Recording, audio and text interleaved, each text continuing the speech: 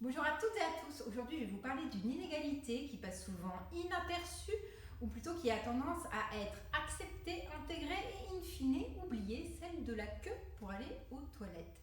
Alors que c'est aujourd'hui la journée mondiale des toilettes, on retourne sur une injustice beaucoup moins anecdotique et beaucoup plus politique qu'il n'y paraît. Car c'est un fait, dans l'immense majorité des espaces publics, dans les bars, les boîtes de nuit, les restaurants, aires d'autoroute, trains, etc., la surface dédiée aux toilettes pour hommes est strictement la même que celle accordée aux femmes.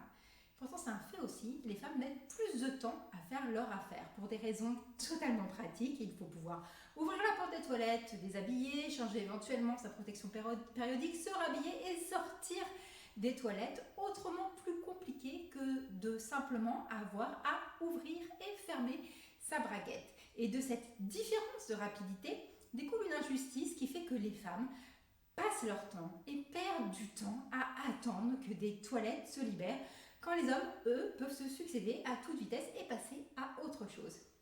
Et comme l'expliquait si bien Philippe Frémaux dans une tribune qu'il signait à ce sujet, la nature a doté les hommes d'un immense avantage, celui de pouvoir pisser debout, ce que les architectes semblent n'avoir toujours pas compris, poursuivait-il. Mais surtout, il continuait, cette situation qui peut sembler anecdotique face aux inégalités en matière de salaire ou d'emploi est en réalité révélatrice et symptomatique de la manière dont notre société pense l'égalité. On croit qu'il suffit d'offrir ce qui convient aux dominants pour que l'égalité soit établie. Or, on voit bien que dans ce cas, ça ne fonctionne pas, puisque d'une égalité formelle va découler une inégalité réelle. Alors concrètement, qu'est-ce qu'on fait ? C'est pas très compliqué. Il faut construire plus de toilettes pour les femmes que pour les hommes.